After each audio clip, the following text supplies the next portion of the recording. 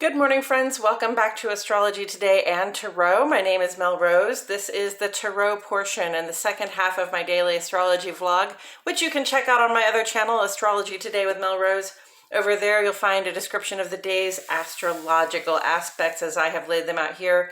Here, I will discuss the tarot card that sits on the side of the page, and then I'll play another card that, in the context of the day's astrology, may give us something more to think about. So let's get into it. The card that sits on the side of the page is the Eight of Wands right now. And it's here because it corresponds in astrology with the first 10 days or the first decan of the sun's transit in the land of Sagittarius right here. Sagittarius is a fire sign, and wands in tarot are fire element symbolism.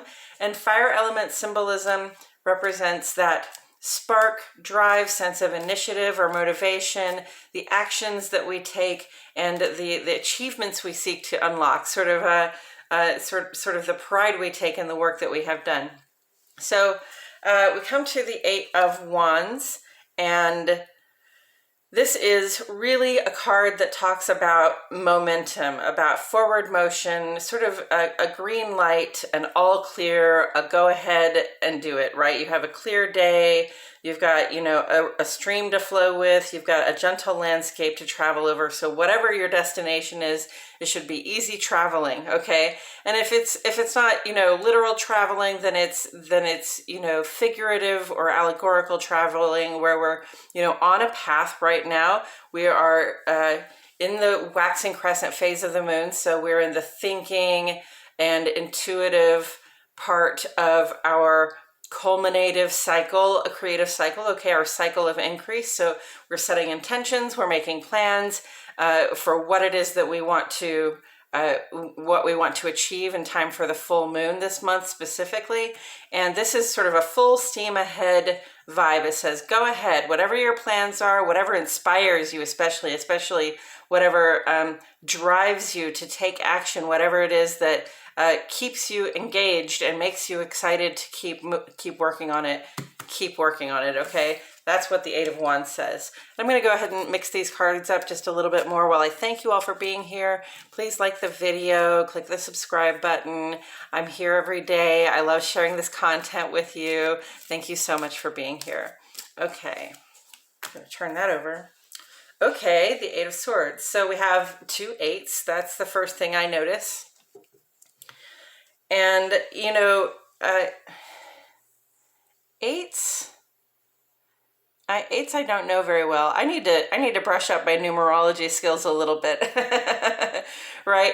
But, where we have momentum here, we see kind of a place of being stuck here. So the Eight of Swords really kind of indicates a place we can be in with our minds, with our thoughts, with our plans, where we have sort of talked ourselves into a situation where we feel powerless, right? We have kind of disempowered ourselves, perhaps by acquiescing to the plans of other people, or perhaps by sort of making plans that we thought would serve us well. But it turns out that, once we get to the place where we thought we were going, we took all this initiative, we got to the place where we thought we were going, and we're like, oh, this leaves me feeling completely unexpressed. I don't have any vision for myself or my future. There's nothing I can say. And there's really no plan that I can make from here, okay? But understand that this is a place of self-sabotage. This is a place where we have used our own thoughts and words and plans against ourselves.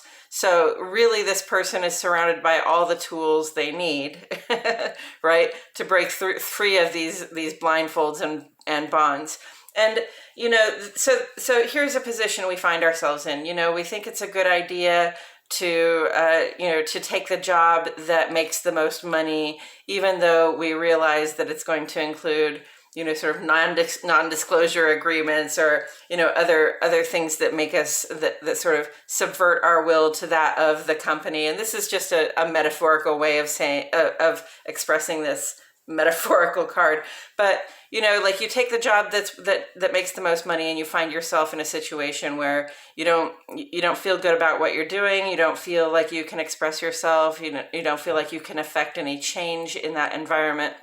And so you feel like your hands are tied, and it can sort of leave you with a lack of vision, and put you in a position where you feel like you're helpless and there's nothing more you can do. As long as you want to keep making that money, as long as you want to keep working for that company for that financial reason, right, then you're going to go unexpressed. So what it takes is some truth telling. What it takes is being honest with ourselves, like to say, okay, all of this money is nice, and maybe I'm even good at this job, but I don't enjoy it, and I don't see any sort of mobility for myself or any way for me to affect change in this environment. So, what do I want to choose? Do I want to choose making a lot of money, or do I want to choose being in an environment where I don't feel as though my hands are tied and I'm not allowed to say anything, right? And ideally, we find ourselves eventually in a situation where we can, have all the resources that we want, and also say and do and plan whatever we want, right? That would be the ideal. But in the meantime, while we're in this situation where we feel unexpressed, after having sort of talked ourselves into the situation, we're going to talk ourselves out of the situation. After being honest with ourselves about what would be better than having all this money, it would be, having a vision and being able to express myself.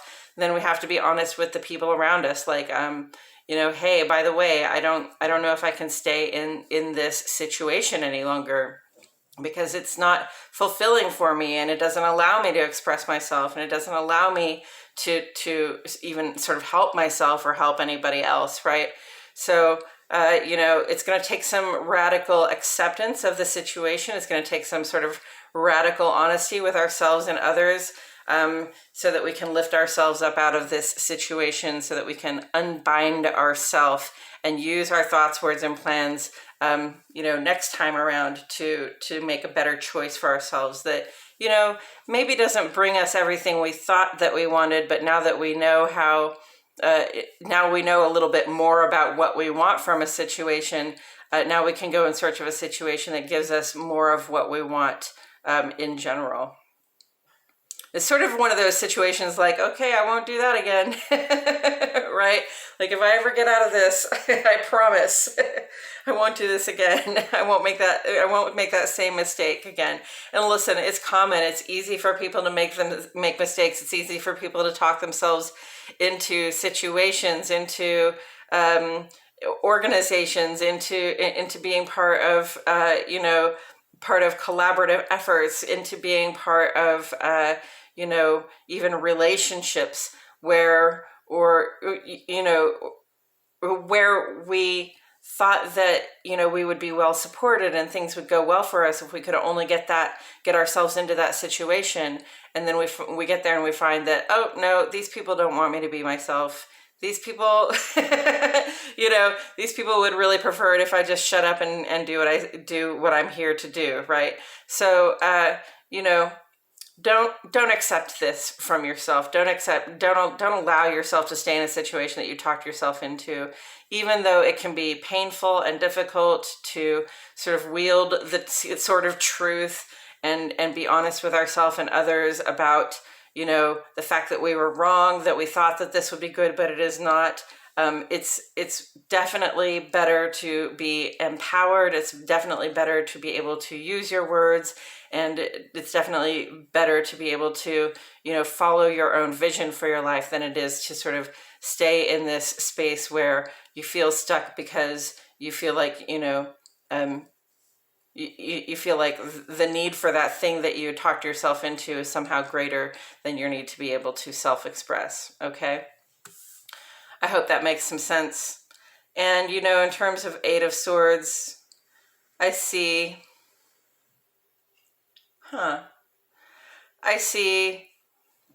Mars, obviously retrograde in the sign of Gemini, right? So Mars is retrograde. This is definitely, Gemini, talking ourselves into things, talking in general, conversing with other people and conversing with ourselves. that retrograde action sort of brings whatever the action is that we're doing with that planet back on ourselves. It's a time for reassessment. Okay, so perhaps we find ourselves in a situation where we cannot express ourselves very well, and we want to take action to release ourselves from that situation. And it can be not just as simple as opening your eyes and cutting loose your bonds and walking away. It can be really not just as simple as being honest about the fact that you aren't happy with what you got, even though you tried to get it. Okay. Sometimes, we've got other people relying on us. Sometimes, we've put ourselves in a situation where, we are contractually obligated somehow. And so, the action that we have to take, it's going to take a couple of different, there more than one action that we have to take. We might have to enlist the help of a friend. We might have to try a couple of different things before we find our ways out of this sort of self-imposed mess that we've put ourselves in, okay? And that's okay. It's still worthwhile to make the effort. Okay, just understand that, I understand, so you understand that it's often not just as simple as saying, to heck with this, I'm out of here. And if it were, then there's a lot of things that a lot of people would not be putting up with that we are putting up with now. And this is sort of the general malaise of society, I think. Just putting ourselves in situations that we think will support us in one way, but leaves us completely unsupported in other very important ways, right? So you might find yourself in that situation, and Mars retrograde in Gemini right now is in opposition to Venus and Mercury. So our thoughts and plans, our ways of pulling in what we desire are in this potentially conflicted position with our will to act in the land of communication, right? So, we might feel a little bit touchy. We might find ourselves acting out in assertive ways, saying things in an aggressive way, expressing ourselves in really sort of heated, fiery ways. Air feeds fire, right? Really heated, sort of fiery ways that don't really help us make progress so much as they create more messes for us to clean up before we can make the progress that we make. Okay, so be really careful about that. We want to seek a balance, and the balance is here. Between Mercury and Venus, our thoughts, our plans, our loving, receptive hearts, and that opposition to Mars, which is our assertive nature, okay? And our assertive nature is not doing well right now anyway. It's sort of moving backwards, which is not the mode of assertive natures, right? It's in a communication mode, not an action mode. So struggling a little bit with that assertive nature as it is. So this can bring in some frustration into the way that we act and the way we try to get what it is that we need, right? But here's Neptune and Jupiter here at the balancing point. This is a T square, right? So Neptune and Jupiter, I think that's what I was saying. It's Jupiter and Neptune down here, conjunct in the land of Pisces. They both rule Pisces. Okay, so use your imagination is what it's telling us. It's creating a tension between these opposites that actually offers some guidance on how to move forward in the situation where we're not sure how to move forward and we feel frustrated. So we may, act nasty out of frustration. And what it's telling us is use your imagination, remember your higher goals, remember your higher purpose for yourself, remember your connection, okay, to yourself, to the people you keep close, to the general humanity and life on earth. Remember your connection to spirit, remember your faith, okay? Have faith in yourself. I'm getting that pretty clearly. Have some faith in yourself and your bigger dreams, your higher goals for yourself, okay? Neptune here particularly is at the point though. So it's really like, remember your sense of connection.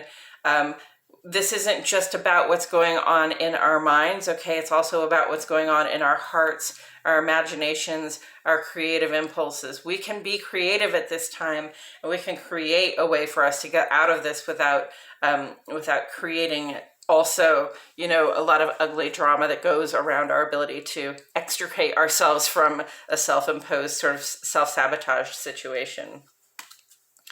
And taken together with the Eight of Swords. Wow, that's kind of a shit or get off the pot, isn't it?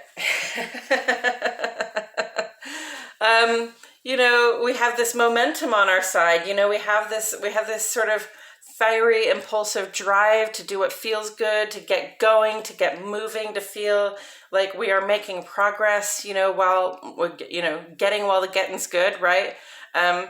And so we, you know, we have this vibration of progress and motivation and momentum on our side, and with that, and a little bit of sort of creativity and self-honesty, we can really begin to make progress on our extrication from this sort of self-imposed prison. Okay, like it's are you going to stay here or are you going to get going? Okay.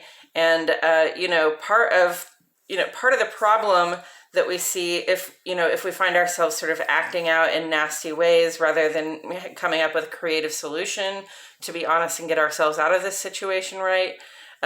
Don't be in illusion. We've got Neptune is also retrograde, so we have intuitive clarity here. We don't have to fool ourselves about our situation at all, right? Part of the problem with, you know, sort of acting out in passive aggressive ways in a situation where we feel stuck is that it just sticks us there more, right? It's more of a distraction when we act out against people that we feel trapped in this situation again with, or we just act out against the situation itself. The company, the authoritative position that we've surrounded ourselves with, right? You know, it just gets us, it's like a Five of Wands or a Five of Swords. It's a distraction from the goal, right? It's a distraction from moving on. If we stay and fight, it's stay and fight or move the heck on, right? So do you want to stay and fight? Do you want to stay in this situation and keep struggling to find expression in a place where nobody wants you to express yourself? Or do you just want to set yourself free and move on? And in that case, you know, the honesty that is required is not an honesty where we're nasty, where we tell people about themselves, where we express our dissatisfaction with anybody else. It's just an honesty where we say, this isn't working for me. I have to go, right? All right. I think that's all I have to say about it today, friends. Thank you so much for joining me. I truly appreciate your presence here. My name is Mel Rose, and I'll see you all back here tomorrow for more Astrology Today and Tarot.